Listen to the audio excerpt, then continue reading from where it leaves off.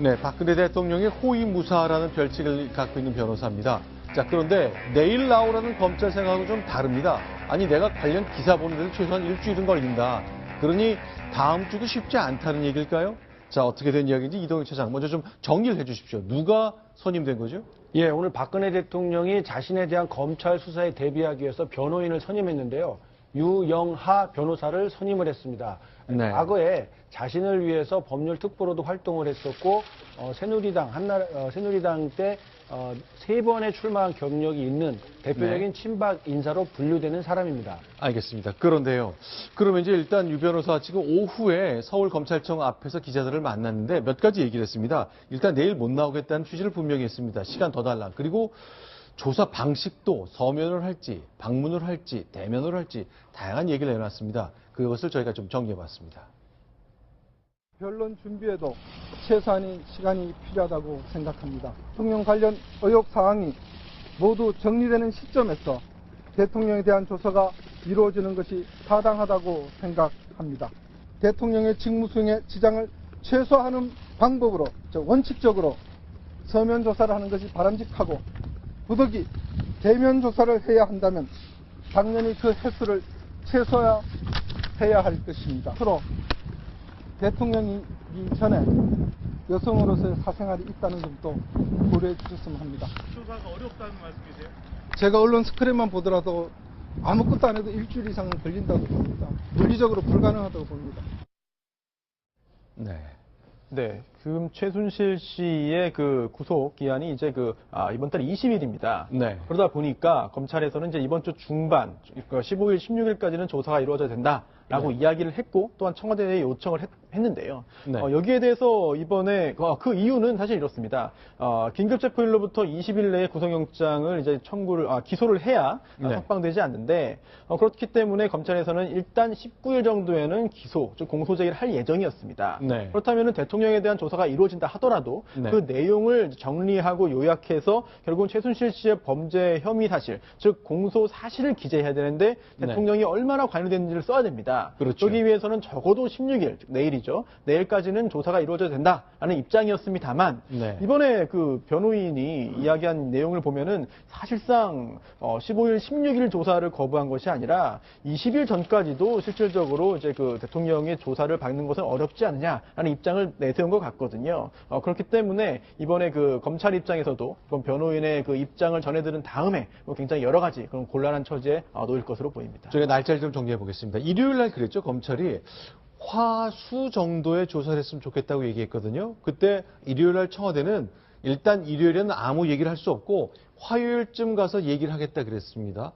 계속 미뤄지거든요. 우상욱 차장. 네.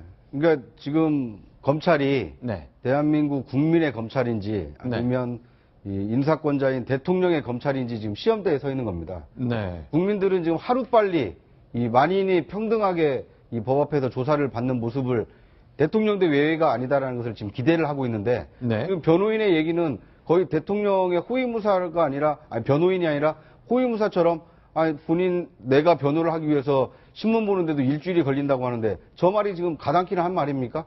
대한민국 국민이 한 달 가까이 최순실 사건에 대해서 연일 신문과 방송을 통해서 보도를 접하고 있어서 어떤 것이 문제점인지를 다 파악하고 있는데 소위 변호인이라는 사람이 저렇게 얘기하는 것은 좀 도리에 맞지 않는 것 같고요. 네. 또 검찰도 변호인이 아무리 변호인을 그 대통령을 위해서 저렇게 얘기한다 하더라도 검찰의 어떤 그 수사에 필요한 그 시간에는 이 대통령이라 하더라도 대면 조사든 아니면 그 서면 조사든 신속하게 조사를 해서 그 최순실 씨의 어떤 공소장에 대통령과 관련된 이 혐의 내용이 좀 포함되어야 되지 않을까 하는 생각이 듭니다. 자, 이제 별명이 대통령의 호위무사라는 걸 갖고 있군요. 또 검찰 출신입니다만 이미 일찌감치 나와서 출마를 여러 번 한 경력이 있군요. 예, 그렇습니다. 이제 그 여러 차례 2000년대 초반부터 이제 정치권, 특히나 이제 네. 국회의원 진입을 당선을 위해서 노력을 했는데 네. 한 번도 성공한 적은 없고요. 특히나 그 좀 전에 말씀하신 대로 호위무사라는 별명을 이제 그 받게 됐는데 그 과정에서 2005년부터 2012년까지 이제 그 박근혜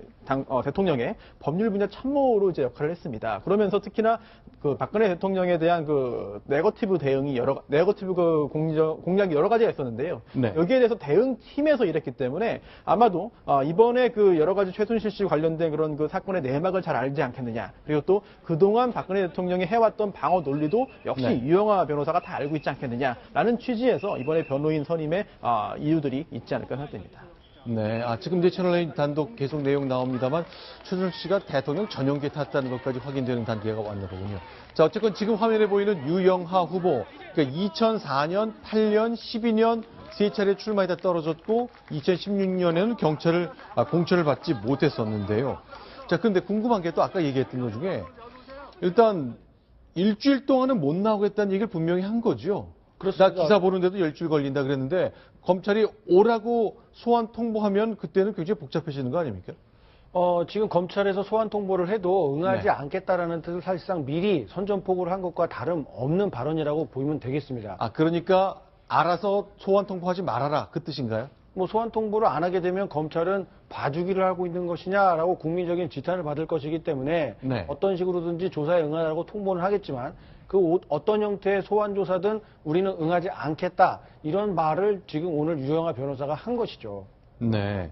자, 그러니까 이 유영하 변호사는 사실은 그동안 잘 알려진 인물은 아닙니다만 박근혜 대통령하고 오랜 인연을 맺으면서 특히 이제 최태민, 최순실 씨 등 그 대통령의 사적 영역의 공간에 대해서 잘 알고 있는 사람으로 알려져 있는 거죠. 그렇습니다. 그런 부분에 대해서 과거 대선 전, 그 이전 대선 때도 그런 논란이 있었고요. 그거에 대해서 법적인 대응을 할 때 실무적인 책임을 졌던 게 바로 유영하 변호사입니다.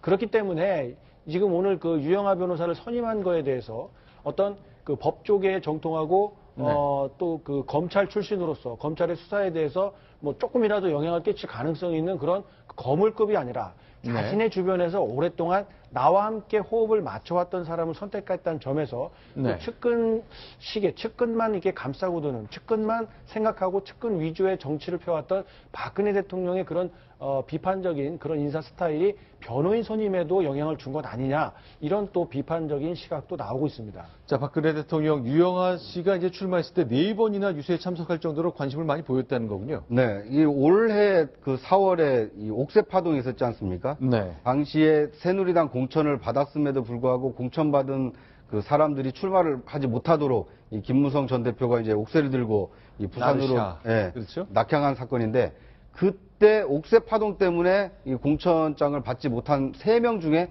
한 명이 그 유영하 변호사입니다. 네. 서울 송파을에 이 그 새누리당 공천을 받았었는데 이 네. 당시 당대표인 김무성 대표가 옥새를 들고 그 날라서 공천장에 도장을 안 찍어주는 바람에 사실상 20대 총선은 이 출마가 봉쇄된 인연이 있습니다. 그러니까 그런 점에서 보면 친박 중에 이렇게 친박 인사였다 이렇게 볼 수가 있는 대목입니다. 자, 2008년 총선이라면 이제 이명박 대통령이 당선된 직후에 치러졌고 그때 친이계 중심의 공천 이른바 학살이 있어서 대통령 주변 분들이 친박 연대 정당을 만들었던 그 총선이잖아요. 그때 유영하 후보가 변호사가 이제 출마를 했었습니다. 자, 직접 방문해서 축사까지 했군요. 대통령 당시 모습 소개합니다. 저와 우리 유영하 후보하고는 오래전부터 함께 일해오면서 뜻을 같이 해왔기 때문에 우리 유영하 후보는 무슨 일이든지 맡기면 반드시 해내는 분입니다. 능력 있고 열정적이고 그리고 믿을 수 있는 분으로서 저는 이런 분과 같이 일할 수 있었던 것을 저의 큰 행운이라고 생각합니다. 자, 이제 대통령이 직접 방문해서 저렇게 격려해서 당시 뭐 떨어지긴 했습니다만 큰 은혜를 받았다고 생각하겠죠. 올 초 인터뷰에서 이렇게 얘기했군요. 네, 그렇습니다. 올해 초 20대 총선 전이죠. 그때 이제 언론 인터뷰에서 유영하 변호인이 사내가 주인을 한 번 모셨으면 끝이지 주인이 어려울수록 밑에 모시는 사람들은 그대로 있어야 한다. 다 박근혜 대통령을 도망가도 난 도망가지 않는다라고 말을 해서 호위무사라는 이제 그 면모를 계속 보여줘 왔죠. 네. 근데 저 말씀은 뭔가 이제 굉장히 의리 있는 그 남성으로 이제 그 표현이 될 수 있는 얘기이긴 하지만 네. 그 민주공화국에는 좀 잘 안 맞는 얘기가 아닌가. 네. 누가 주인이고 누가 종입니까? 같은 주권자이고 네. 권한을 위임하는 겁니다. 네. 그러니까 대통령에게 앞으로 남겨진 임기 동안 이 국정을 잘 이끌어달라고 주인이 그 대리인에게 위임을 하는 것이지 뭐 주종 관계라고 해석하는 것은 좀 너무 과한 해석이 아닌가 하는 생각이 듭니다. 자, 일단 유영하 변호인이 선임됐습니다. 그런데요, 실제로 이렇게 한 사람이 뭐 글쎄 얼마나 많이 조력을 하게 될지는 모르겠습니다만 청와대 민정수석으로 들어간 최재경 민정수석, 그분도 결국 전반적인 걸 기획하고 조언하고 돕고 한 그런 역할을 하는 거 아닙니까? 그럴 가능성이 충분히 있고요. 더군다나 이제 그 우병우 전 수석이 이제 그 네. 자리를 비우고 이제 새롭게 민정수석으로 들어갔기 때문에 아무래도 이제 그 최재경 수석이 하는 역할도 분명히 이번 대통령 관련된 수사라든지 이런 검찰과의 의견 조율에 있어가지고 네. 충분한 역할을 할 것으로 보이고 또한 네. 또 역할을 하는 것도 중요하겠습니다만 어떤 역할을 하는지가 중요할 것 같습니다. 국민 입장에서는 이제 검찰 조사를 과연 마냥 피할 것인지 그렇지 않으면 이제 그 내부적으로 내부에서도 정말 그 고원 충원을 해서 검찰 조사에 임하도록 할 것인지 여부는 아마 최재경 수석의 결정에 달려 있는 것 같습니다. 그렇습니다. 이제 대통령 이제 검찰 소환 조사일지 제3의 장소에서 만나는 건지는 뭐 분명치 않습니다만 그것도 이제 글쎄 이걸 협의한다고 해야 되는 게 맞을지 모르겠습니다. 검찰이 결정하고 자 참고인은 따라야 되는 것이 우리의 그동안의 큰 관행이기 때문에 글쎄 대통령의 경우 어떻게 될지 이제 가다가 금방 드러날 겁니다. 자 그러면 어쨌건 이제 조사가 임박했고 이번 주건 다음 주건 하는 겁니다. 그런데 대통령 혐의 참 많이 사람들이 궁금해하고 있는데요. 간략히 좀 간추려 주시죠. 네, 간략히 보자면 일단 그 청와대 문건 등을 이제 유출했다. 최순실 등에게 이게 공무상 비밀 누설죄가 되느냐 여부가 문제되고요. 또한 두 번째로는 공무상 비밀 누설입니다. 오른쪽에 있는데요. 롯데에 대한 압수수색이 있었는데 그에 대한 정보를 미리 알려줬다. 이게 공무상 비밀을 누설한 것이다라는 점. 그리고 그런데 또 이거는요. 네. 민정수석, 우병우 수석이 넘겨줬을 가능성을 거론하고 있습니다만 이걸 대통령이 대기업 총수한테 우리가 검찰이 다음 주에 이렇게 하니까 그 전까지 어떻게 하시라. 이거 진짜로 대통령이 직접 했을 가능성도 검찰은 일단 문을 열어놓고 조사한다 그 얘기군요. 그렇습니다. 검찰 입장에서는 지금 상식적으로 이거는 아니겠지라는 생각을 하기보다는 일단 모든 가능성을 열어놓고 모든 혐의점에 대해서 조사를 하고 의견을 듣고 사실관계를 파악하는 것이 중요할 것으로 보이고요. 네. 또한 또 이제 그 국가 군사기밀에 대한 그런 그 유출도 있지 않았나 같은 것도 같이 봐야 될 것입니다. 그리고 가장 중요한 건 사실 네. 기업체들로부터 774억 원을 강제 모금한 점 이 사실인데요. 네. 만약에 이게 자발적인 모금이었다고 한다면 법적으로 문제될 소지가 매우 적겠습니다만 그게 아니라 직권남용이거나 아니면은 최악의 경우 제3자 뇌물수수죄를 범한 것이다라고 인정된다면 네. 굉장히 큰 파장이 있기 때문에 검찰 네. 수사력이 아마 이 부분을 밝히는 데 집중될 것으로 보입니다. 그런데요, 일단 대통령은 이제 내란이나 그 외환 이런 것들이 아니기 때문에 일단 이것 때문에 기소되지는 않잖아요. 그러면 수사만 마치고 일단 멈춰두는 겁니까? 네, 그렇습니다. 그럴 수밖에 없는 상황인데요. 그러다 보니 지금 일각에서는 검찰이 대통령에 대한 조사를 하게 되더라도 네. 그 후에 그 시한부 기소중지 결정을 하지 않겠느냐라는 그런 분석들이 나오고 있습니다. 이 기소중지 결정이 무엇인지를 간단히 설명드려야 될 것 같은데요. 검찰 사건 이제 그 사무규칙에 따르면은 검사가 사건의 수사를 다 하고 종결할 때는 네. 기소하거나 불기소하거나 기소 중지하거나 기타 9가지 처분을 할 수가 있습니다. 네. 그런데 기소도 아니고 불기소도 아니고 기소 중지는 뭐냐? 말 그대로 일단 접어두는 겁니다. 수사는 네. 다 했지만 일단 기소를 중지시켜 놓는다라고 하는 것인데요. 기소 중지도 이제 언론에서 많이 보도가 되고 있습니다만 정확하게 정의를 한번 보시면 훨씬 이해가 빠를 것 같은데요. 73조에 있습니다. 네. 검사가 피의자의 소재 불명 등등의 사유로 인해서 수사를 종결할 수 없는 경우에 네. 그 사유가 해소될 때까지 기소 중지의 결정을 할 수 있다라고 하는 것인데 이것이 바로 기소 중지입니다. 자, 그런데 일단 뭐 수사 계속 진행되고 있습니다. 많은 사람들 궁금했던 게 일단 우병우 수석 한번 불렀다가 이제 돌려보냈잖아요. 계속 수사하는 거죠. 그렇습니다. 추가적인 수사가 진행될 때는 우병우 수석이 지난번에 아들인 의경의 어떤 보직 변경 그리고 처가 재산에 관여했다 이런 의혹을 가지고 기자들을 째려볼 정도로 아주 위압적인 자세로 출석했던 때와는 상반된 모습을 보이지 않을까 예상이 됩니다. 왜냐하면요. 이번에 적용된 혐의는 그때와는 비교할 수 없을 정도로 상당히 무겁기 때문입니다. 본인이 민정수석으로 근무할 당시에 네. 그 최순실 씨의 국정농단 이런 것들을 사전에 인지하지 못하고 제대로 대응하지 못했다. 이런 점뿐만이 아니라 차은택 전 창조경제 단장의 비위에 대해서도 첩보를 수집하고 알아보고 나서도 제대로 조치를 취하지 않았다. 그래서 이 과정에 무언가 불법적인 요소가 있지 않았냐 이런 여러 가지 의혹들이 제기되기 때문입니다. 자, 그런데 그동안요, 우병우 수석이 그야말로 막강한 힘을 가지고 대통령 곁을 오랫동안 보좌했지만 뒤탈이나 뒷말이 굉장히 많았습니다. 그래서 많은 사람들이 의심했던 것이 최순실 씨와 우병우 수석이 어떻게 연결되는 것 아니냐 했지만 그동안 확인된 것이 하나도 없었습니다만 오늘 아침 동아일보 보니까 김도혁 기자 마침 취재 직접 하셨잖아요. 어떤 취재를 한 겁니까? 네, 그 우병우 전 수석의 이제 장모죠. 장모인 김장자 삼남개발 대표와 그 최순실 씨 그리고 차은택 씨, 고영태 씨 등이 함께 모여서 골프장 회동을 가졌다는 겁니다. 골프를 같이 쳤다 그 얘기군요. 네, 그렇습니다. 2014년 6월 초에 이제 골프장에서 모였는데요. 네. 그 골프장은 바로 이제 기흥 컨트리 클럽이라고 해서 자, 지금 화면에 보이는 이곳이죠? 예, 맞습니다.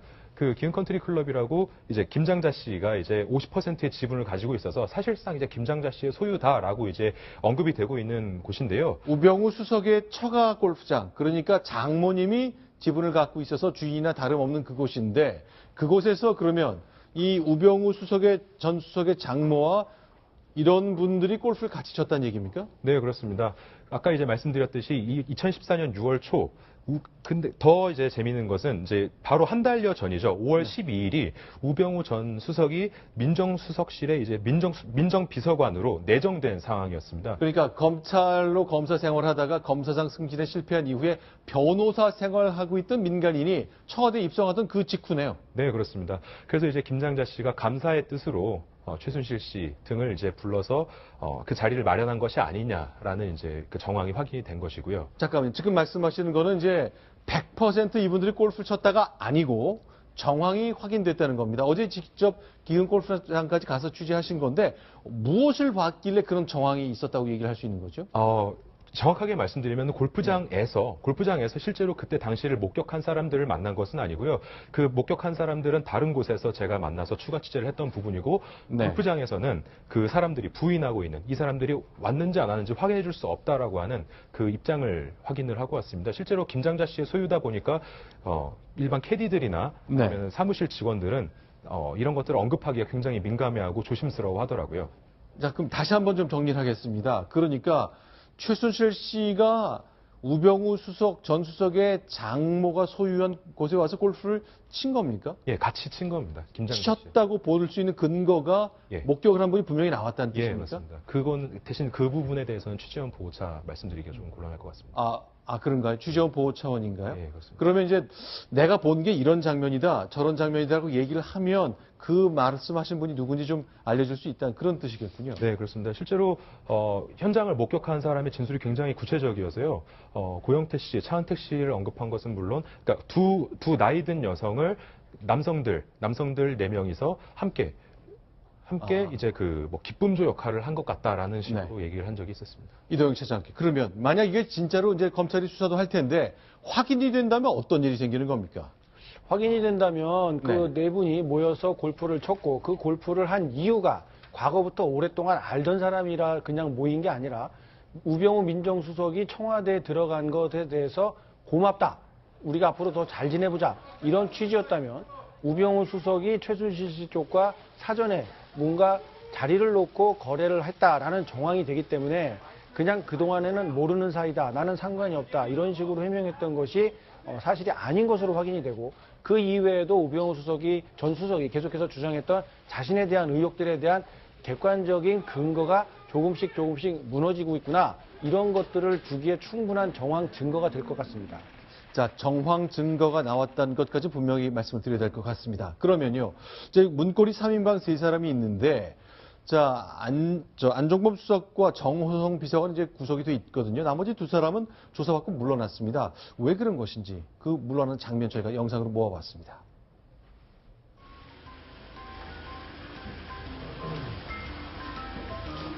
최순실 씨한테 청와대 문건 넘겨준 거에 개입하셨나요, 혹시? 예, 오늘 검찰이 질문에 대해서 충실하게 다 답변하고 왔습니다. 청와대, 최순실 씨 청와대 들어가는데 동행하신 거 맞습니까? 검찰에서 올라가서 충실하게. 김성환 씨 주치도 같이 동행하신 최순실 씨 청와대로 데리고 들어온 거 맞죠? 미안한 마음 전혀 안 드세요? 검찰에서는 말씀을 하시는데 국민들께 왜 말씀 못 하세요?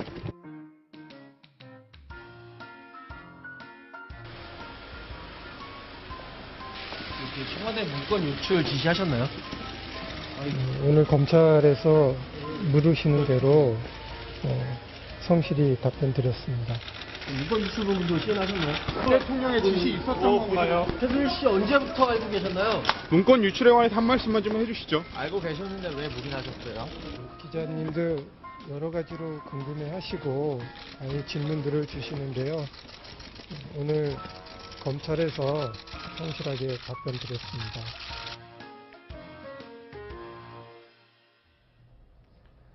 자, 일단 구장차장 두 사람은 이제 다시 나왔는데 역시 재소환 예상하고 계신 거죠? 그렇습니다. 일단 뭐 한 번 그 조사했다고 해서 끝나는 건 아니고요. 그 혐의에 대해서 검찰이 다시 불러서 사법 처리까지도 할 가능성이 좀 있어 보입니다. 근데 이게 수사 기법상 뭐 천단 구속하면 제일 뭐 보시는 분들은 시원하다고 생각할지 모르지만 이렇게 돌려보내는 것 의미가 좀 있는 건가요? 그렇습니다. 뭐 가능성이 여러 가지가 있겠습니다만 일단 네. 바로 이제 그 뭐 긴급 체포하거나 아니면 영장을 청구하거나 뭐 그럴 수 있는 상황이 아닐 수도 있고요. 네. 또 증거가 좀 미미할 수도 있겠습니다. 또 그렇지 않다 그러면은 뭐 가정입니다만 솔직히 상당 수준의 뭐 수사 협조를 했기 때문에 뭐 이제 그 신병 확보를 하지 않는다든지 이런 가능성도 있겠습니다만 현재로서는 이제 그 한 명만 이제 그 전제 신병 확보되고 나머지는 이제 돌려보냈기 때문에 앞으로 이제 추가적인 소환 조사가 어떻게 이루어지느냐 그리고 그 후에 이러한 조사 내용을 종합해서 어떻게 전체적인 그런 혐의점들을 밝혀내느냐까지 지켜봐야 검찰의 노력 정도를 파악할 수 있을 것 같습니다. 알겠습니다. 자, 여기서 정리를 하겠습니다. 자, 지금까지 5가지 소식 보았고요. 자, 김도영 기자는 여기서 인사를 드리겠습니다. 오늘 말씀 잘 들었습니다. 자.